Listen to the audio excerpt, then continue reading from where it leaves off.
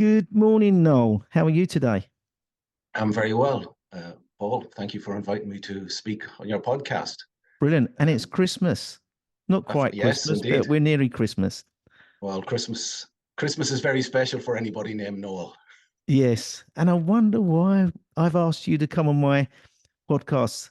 Yeah, yes, I have I think my suspicions are being confirmed that this is the Christmas podcast. It is indeed. It is indeed. So, Noel, we've met through LinkedIn. Yeah, And we've got some various different people that we network with as well within our industry. So I know a bit about you, and we've had a meeting offline as such. So for the benefit of the audience today, can you give us some background to yourself and your origin story?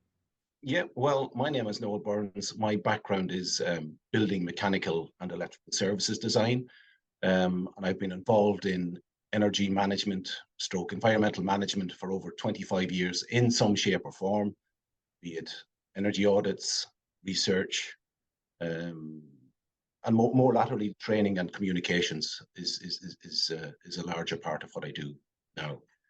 Um, so when I qualified, it was the early 90s.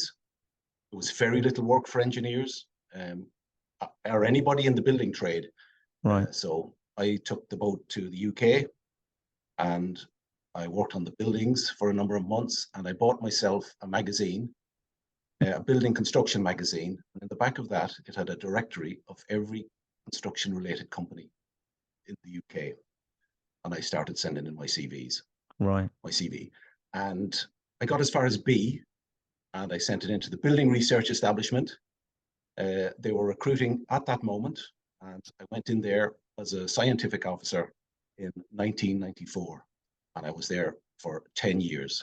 And that really was where I developed my interest in energy efficiency and energy management. So, in those days, it was letters. Now I think you need about 5 different AI platforms to tune your CV. You don't even recognize yourself when you come out the far end of those things. Yeah, but that was very old school, and that's the way it was done then. And as I said, I had a great tenure at the BRE. They were doing really interesting stuff. It was just at the tail end of developing benchmarks for buildings. Right. So this was the energy efficiency best practice program, and this was led by a gentleman from the Department of Environment in Marsham Street in London, David Vincent, and this was a huge undertaking, to benchmark buildings, all different types, and that from that work, it's never been done since, probably because the expense of the audits at that scale, and that fed in then to CIBSE, Chartered Institution of Building Services Engineers, into their technical Memorandum 46, which is the building benchmarks we all know and use today. And those benchmarks are probably on the cusp of 20 years old now. Yeah. So it was quite a visionary work at the time. I still refer back to that's Guide F, isn't it? Sorry, yes. Guide F is the energy efficiency guide, and then the TM46 is part of it, isn't it? Section on benchmarks. Yes, the benchmarks for buildings. Yeah. So we there's still day-to-day bread and butter calculations for auditors. Yeah. Yeah. And as you say, I know CIBSE were trying to bring that more in line, wasn't they? They did do a lot of work on that, developing some software, but I don't know what the outcome of that has been. I know it's been very difficult because technology has been moving very fast. We've got solar has been introduced since then. We've got LED lighting, which made a massive difference to that benchmark, didn't it? Yeah, absolutely. I mean, things are moving at a pace. I mean, we don't even 20 years from now talk about not having the answers. We don't even know what the questions are going to be. Yeah. So I think education is a key thing. And David Vincent, that gentleman I mentioned, he always said the best practice program was the bridge across which knowledge moved from the haves to the have-nots. I don't think it has been summed up in a better way. No, I totally agree. In any case. I totally agree. So we can give people the skills to come up with the solutions. They'll find the answers. So I'm very hopeful. Very hopeful. The BRE, what a great apprenticeship into this industry, because I've been to the BRE. They used to have like bungalows there and buildings there replicating, say, boiler systems and things that you could test your own systems on. It's quite Yeah, an and amazing place, wasn't it? yeah, they had a lighting lab. My favorite building in there was the anechoic chamber, and Right. this is a chamber where there is no reflection of sound.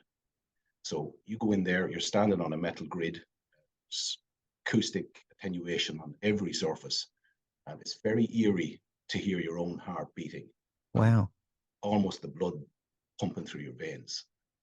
So that was an experience. And of course, they have uh, some of you may have seen the movie The Dam Busters. Hmm. They have a model of the Moan Dam in a copse on the site, and that's where they started to see what sort of level of explosive they needed to blow up that dam. So there's a scale model of the dam there. Yeah, so loads of history in there. As I said, I had 10 very enjoyable years in there. I was lucky. I had very good managers, and that's such a huge important thing in your career. You know, if you have good people to guide you, and Yeah. I had some wonderful people in there that were, you know, my directors, and I enjoyed it very much. So where did you go from there? Well, my wife is a teacher, and teachers, like engineers, I suppose, they have a passport to travel. And literally on my 10th anniversary of working at the BRE, my wife got a position in the Turks and Caicos Islands, which are beside the Bahamas in the Caribbean. And we went there for a number of years, where I sort of reskilled at that stage because I got a job with a construction advisory company as so it was a chartered surveying practice. And so I got a lot of skills there in terms of financing buildings, um, cost control, signing off projects.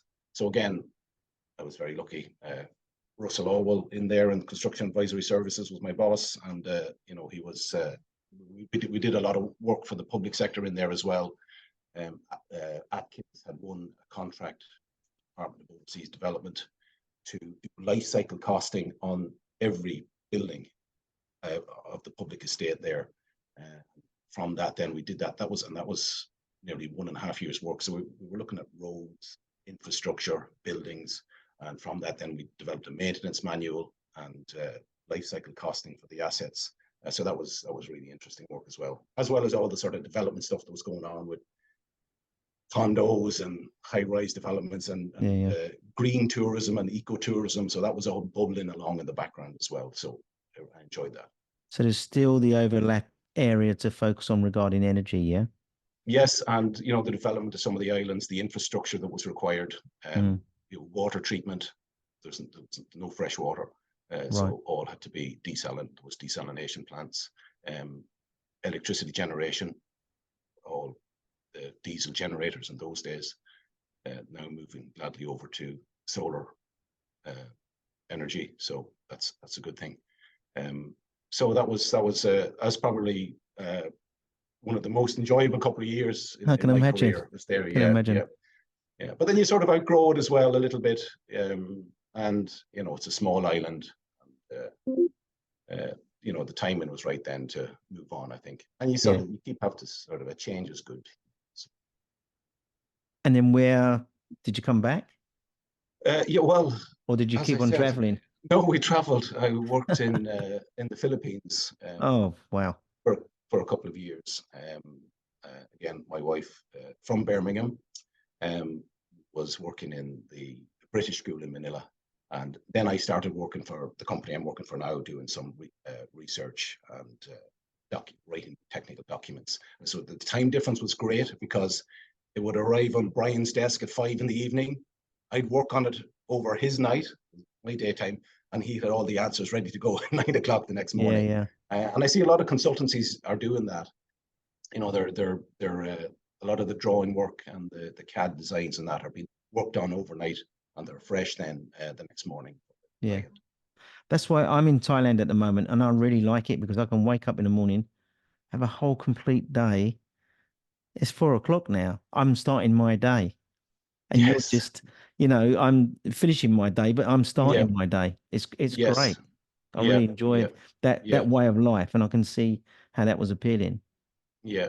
And I mean, well, Thailand is a lot more developed in terms of tourism as well than Manila and the Philippines, but that's coming too. And you Yeah, know, in Thailand, you buy a ticket in a shop on the street. That ticket will get you a bus.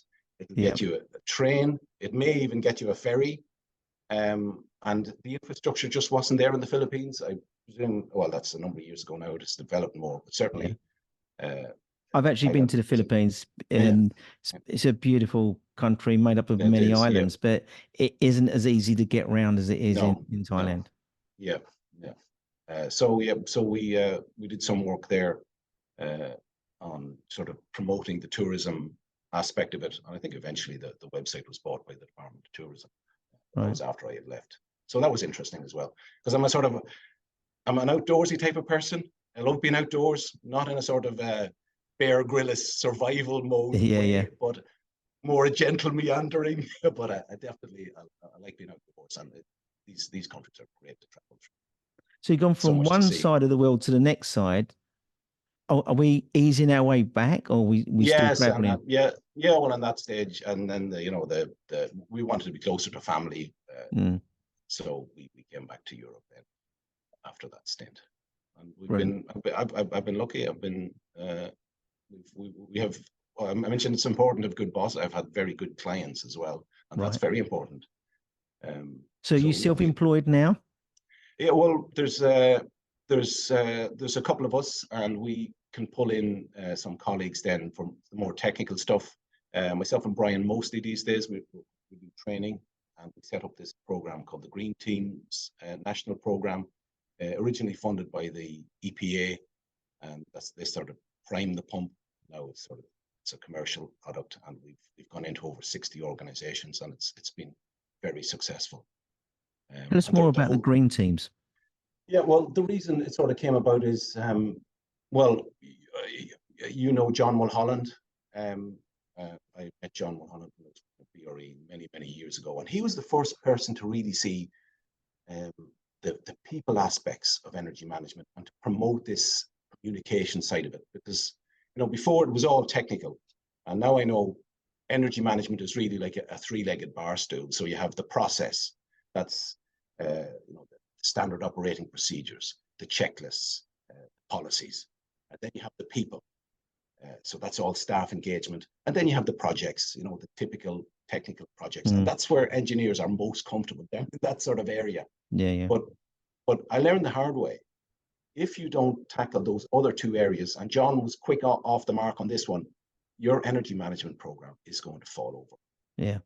So we've done a lot of work sort of trying to combine all these areas into our training. And this Green Teams program, what we were finding from our own research was, we're talking about resource management, but the greatest resource is time. Mm, And here we have organizations who are setting up these teams. They were losing, they get the sort of the low hanging fruit, and then they'd lose focus. They weren't getting the support from management. So even though they were like, almost little pockets of excellence in organizations, they weren't joined up to aligning themselves with the core values of the organization. So we developed this program then to set them up on a professional basis, if you like. We bring them through a process. William Deming, who developed this Plan, Do, Check, Act. yeah, yeah. The Deming Circle that we use is the basis of all ISO standards. He once said, if you don't know where you are in the process, you don't know what you're doing. So anything we do in our training, it's always systemized. And that way, people will never lose their way. They always know where they are. They always know what they've done and what they need to do next. And the resource management, the savings, the environmental improvements, they will fall out naturally. They just have to stick to a systemized approach across the organization. So that was the main reason we set up the Green Teams program. And the other one is because people need to be upskilled. We've been asked to do more and more in organizations in terms of climate action, energy management, energy efficiency. But the training hasn't sort of kept up. Mm, And that was one of the things we're finding. There's a huge demand now for upskilling staff, green champions, energy champions within organizations to sort of drive leadership and inspire others within their organizations. Yeah. It's like, so when going back, say, to the early 20s, where, ESOS was coming about, say, or there was a legislation, or there's something we had to do regarding energy management, whoever wasn't looking at the managing director at the time within that board meeting, he would get tagged. Okay, you're not concentrating. You're going to be doing energy management going forward. You know, you're right there. There was no training. It was whoever wasn't concentrating in the meeting or who was ever bold enough to take that project on. And it was Yeah. normally fell to the health and safety person who already had policies in place that he was trying to implement. And he was probably the best person because it was probably likely that he didn't have enough work to do all that. So he needed other stuff on his plate. But nowadays, it's a little bit more involved than that now, isn't it? ESOS is a legislation that has to be delivered. It's all about compliance now, isn't it, regarding energy management? Yeah, and I mean, this is I mean, as engineers, we need to sort of watch our language. MCBs, TRVs, Oh, COPs, exactly. they mean nothing to senior management or Yeah. middle management. Yeah. So it's all about compliance, leadership, direction of travel, transparency, good environmental governance. They're the hooks for leadership for senior management. And when I say senior management, there is another layer within organizations, middle management, and I call them central management because they really are central to the environmental message. If they come on board, they are a really positive influence on your campaign. If they resist it, your campaign is going nowhere. So there is this layer, and the senior management have signed the policy. They think, yep, everything is great in the organization. We have people on the front line who are creative, who are coming up with all the ideas for saving energy or water, waste, whatever it is. But we have this layer in the middle, and it's vital that any campaign addresses that middle layer. They can really hinder your program if they're not addressed in a systematic way. Yeah. So we spend a lot of time in the training looking at levers of how we get that sort of level involved. Have you got a feel for the organizations, the percentage of organizations that are still not doing anything about this? Well, if I can refer you to a study that was done by the Office of Public Works in Ireland. Now, they manage Ireland's largest buildings, the large hospitals, the police headquarters, the prisons, and they put in meters on 200 of their largest buildings. And what they found was quite shocking, really. 55% of electrical use was used outside occupied hours. Wow. Obviously, that doesn't apply to the hospitals, but the 9 to 5 offices. I mean, that is shocking. Yeah. It's shocking. And to think, Ireland imports, well, it was about 90% of its energy. It's now about 70% of our energy is imported. To waste it when it gets here in that sort of manner. It's very expensive, isn't it? The energy in Ireland? Yes, it is. I mean, we're seeing prices of almost 50 cents day rate, 42 cents night rate for some organizations. Right. And 3 years ago, that would have been closer to 20 cents, 14 cents. So huge increase in price. Yeah, and that's a big driver as well, of course. Yeah. So what's the challenges to get those sort of people engaged? Are there challenges, or is it just a matter of time for that? Well, there's always a pushback to facilities, and say, well, isn't that your job as the facilities manager to manage the energy in the organization? And you sort of have to say, well, hang on a second. I'm trying to get clean air, clean water. I suppose on the wider environmental aspects, that's where you sort of pull them in. People that suffer from asthma, air quality is really important, and that comes about from burning fossil fuels. Yeah. So there are hooks in there we can use, and the HSE in Ireland, the Health Service Executive, they're aligning this climate crisis to a health crisis. And they're looking at all the ailments that are coming from poor quality water, poor quality air, and they're developing strategies. So that's how you promote it. not everybody's interested in saving the organization money. And one of the things that is important as well, the energy managers, the facility managers, they've been chipping away at these things for a long time, but they've never been brought into the sunshine or brought into the center. So one of the things we always do is, it's important to sort of sit down as an energy manager. If people are listening to this that are obviously involved in energy in some way, write down the achievements of the organization. And say, and the first reaction you get is, oh, we have no capital, I don't have senior management support, I don't have the time. I say, yeah, well, hang on a second. The lights came on automatically when I came into the corridor there. So someone's put in some lighting controls, and I say, oh yeah, they are LED. We did get LEDs last year. And then they start writing.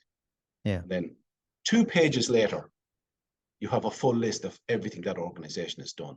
And I said, now, you take that page, you make a nice infographic, and you send that across the organization, so that when they say it's a penny pinching exercise, this energy management thing, you can say, no, you can see here, the company has been investing in this for a long time. And that's one of the ways around that sort of negativity in terms of energy management, that it's just a penny pinching exercise by management. And then the campaign isn't anything new. It's a new chapter.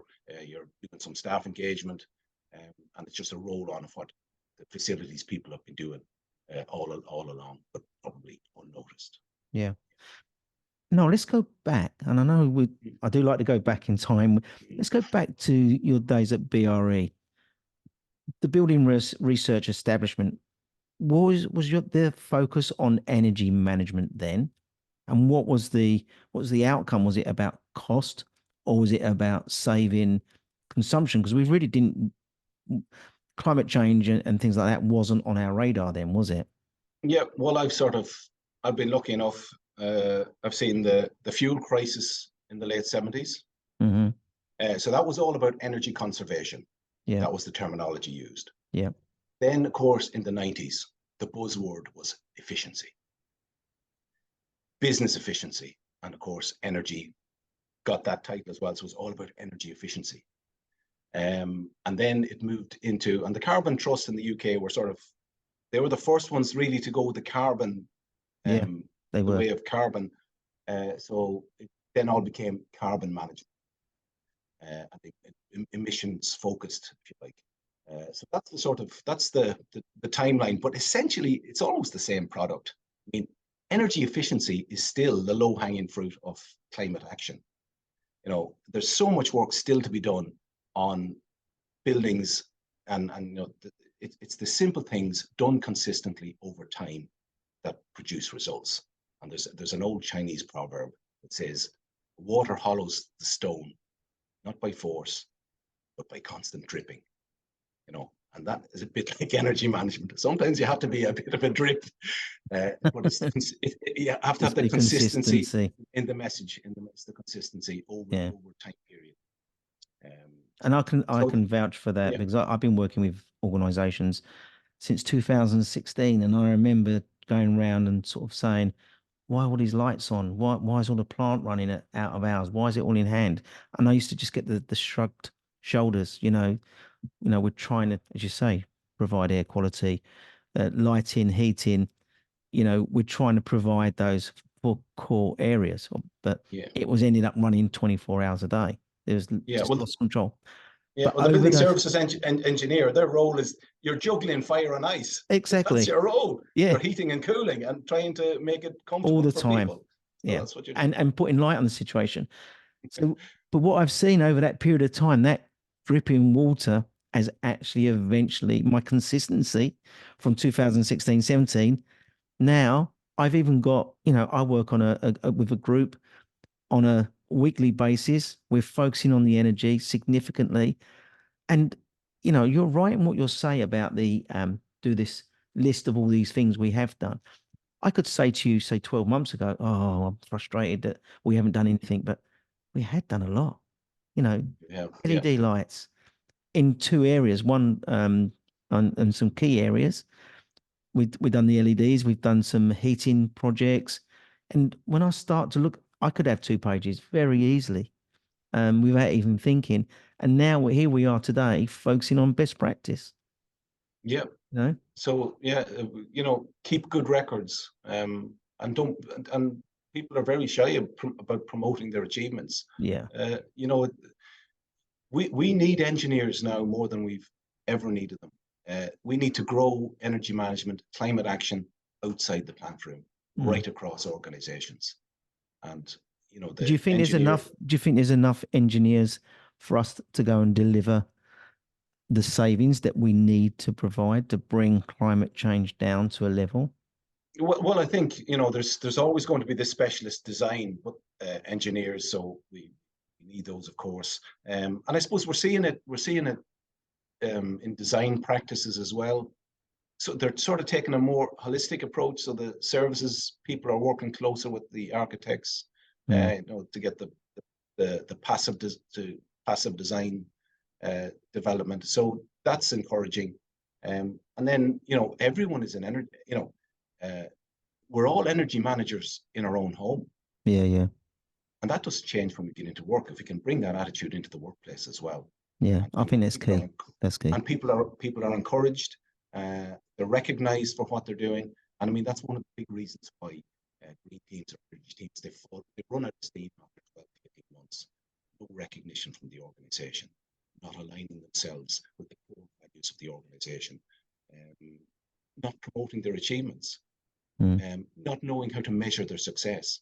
Do you really think if a green team or an energy team was making huge savings for an organization, they'd be let fail? No. Or they'd be left drift away? No. They wouldn't. No. So we need to get a little bit clever in how we begin with the end in mind. How are we going to measure the success, and how are we going to prove it to management? That's a sort of change of mindset. That's what they need to do. You mentioned right in the beginning of this conversation about AI and new technology. How do you think new technology is coming and going to support us going forward? Well, I think certainly metering is a huge area. Data visualization. It's very difficult to manage what people can see. So dashboards, different levels of metering and monitoring. That there's going to be, I think, an explosion in that area, even on a citywide basis. To think that in 2023 we're managing a climate crisis with homemade Excel spreadsheets. Excel spreadsheets that don't talk to each other, and there could be hundreds in a climate action plan for a local authority or something. So we have to get clever. And Excel spreadsheets are lazy. They don't tell you anything about communities, about the people, and it's the people we need to convince. And I'm reminded there was a poster on they were cutting down some trees on a street in Dublin to make way for either a wider bus corridor. And there was a note on the tree, and it said, "Leave our trees alone. We don't live in transport corridors. We live in communities." And until we convince people that sustainability is all about a better lifestyle, we won't have any success. It's, like I said, it's clean air. It's places that our kids can play safely on streets. They can go out and kick a ball. They can walk to school safely. These are the things that make a good life, and that's the message we need to get across. It's not all doom and gloom. And like you said, you're sitting, the one that's not paying attention at the meeting. Oh, you're in charge of energy management. Yeah. This is a great area to be involved in.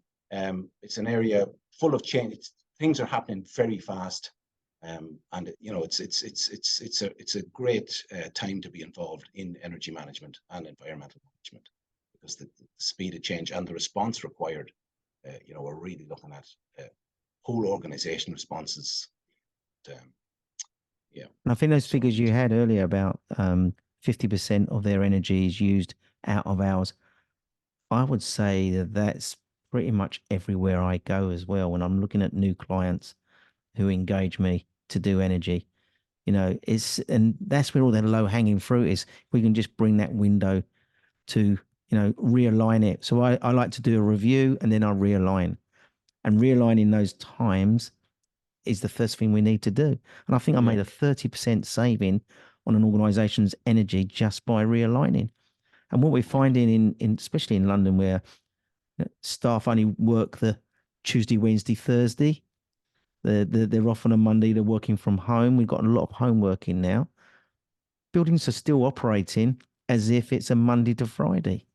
So there's lots of areas we can be focusing on to improve on that. Yeah, and a lot of the time you get the argument, well, we have no budget. The money's already in your budget. Organizations are just spending it on wasted energy on a direct debit every month. It's there. They're just spending it. Redirect that money into doing the changes. Absolutely. And those changes aren't going to cost all the stuff we've been talking about, the green teams, etc. That doesn't cost a lot of money because you're going to do the low hanging fruit. And then you're going to focus on, you're going to use the low hanging fruit energy savings to then ring-fenced it, and then finance that to do your medium cost, and then finance those two lots of savings to then probably start introducing capex work, because that's going to be the stages. And I've seen some situations where organizations have done exactly that, and they're using the maintenance budget.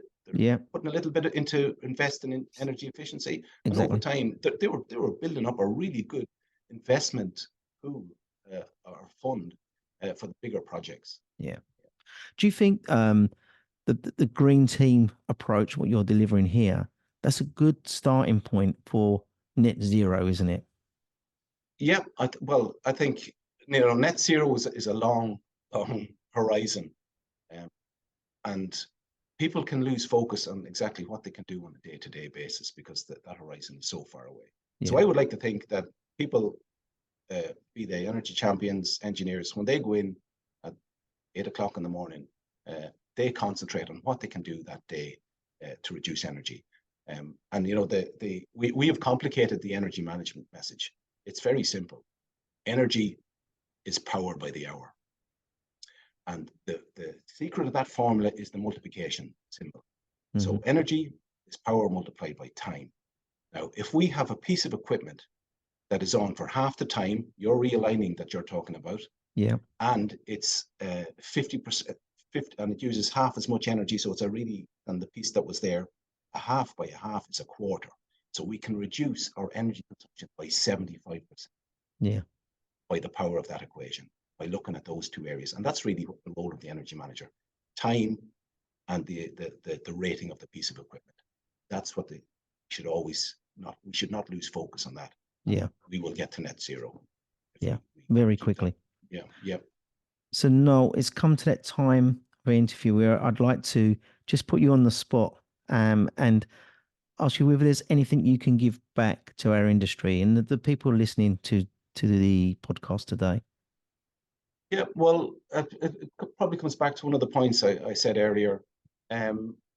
People listening to your podcast will have some interest in energy management, but to really grow it, you need to be speaking the language of senior management, middle management. So think about how you're going to sell that message within the organization, and what language are you going to use that will appeal to them and get them on board. So that's what I'd say. And try not to introduce too many three-letter abbreviations. Absolutely. Keep it simple, keep it concise, as always. Absolutely. So no, you're not going nowhere until you explain your name. Where does that come from? Well, I presume it means Christmas. My name in Irish is Nolig, which is Irish for Christmas. Right.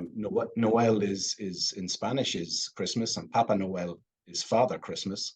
So I like to think of myself as Father Christmas, just without the presents.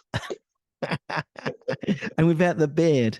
White beard. Well, I'm missing a few other essentials. Was you born in December?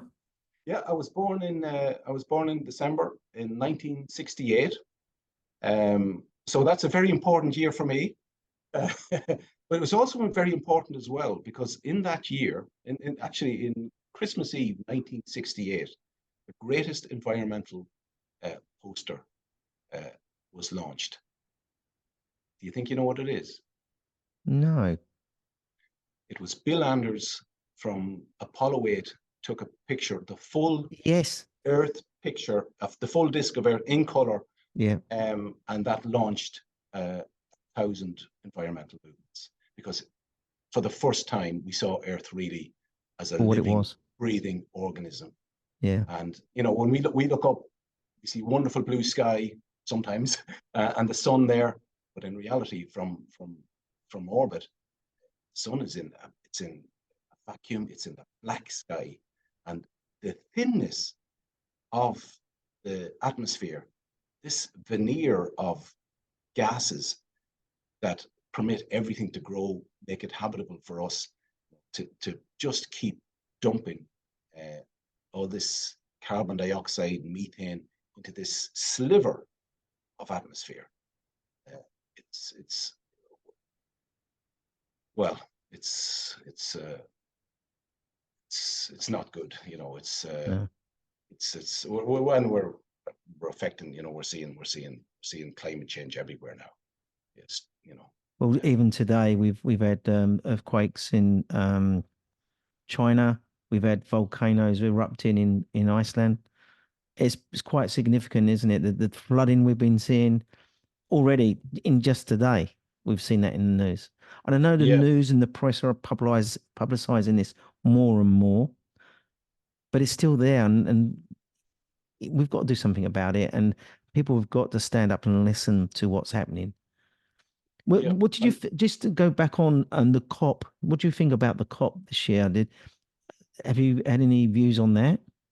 Well, I think everything is so interdependent. People have to come together to solve these. This is a global issue, Mm. and it's going to take a global solution. Coming back from space, we don't see national boundaries. Actually, the only things we can really see from space are physical boundaries and the marks of human industry on the surface. Yeah. But anything that keeps people talking, keeps people engaged, keeps it in focus, that's a good thing. And we need to continue to do more and more of that. And you was born when that photograph was taken, which is quite amazing.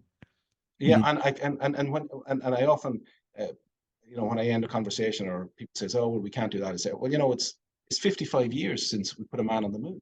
Yeah. Surely we can do this, because that's my age, and I can very quickly, whenever I can throw that in at any time, and I have the exact date of the year. So that's a nice party trick." Well, I was born in 64, and I remember that time very clearly, watching the moon landings. I don't remember 1968 with the going round, but I must have been sort of aware of it as such. But the moon landings for me were the big things. But in fact, I'm kicking myself because I read a book recently where someone said about that and taking that first picture. Yeah. Because NASA had a problem taking that first picture. There was all sounds and there's all issues around in that. If you look into it, it wasn't a straightforward process. Yeah. When they took that photograph for the first time. Yeah. Can you imagine growing up and looking up and seeing the moon in the sky every evening, and then suddenly to look out the window and see the Earth in the sky? I know. Such an amazing thing. What an experience. Yeah. And if you read a little bit into it, all of the astronauts have come back, changed a little bit, and they've become very pro-environmental when they've come back, because they see this single Earth really that we all share. No, it's been a real pleasure chatting to you, and I'd like to wish you and your family Merry Christmas at this time, and please, you and your family stay safe in these times. Thank you, and just remember, Paul, Santa believes in you.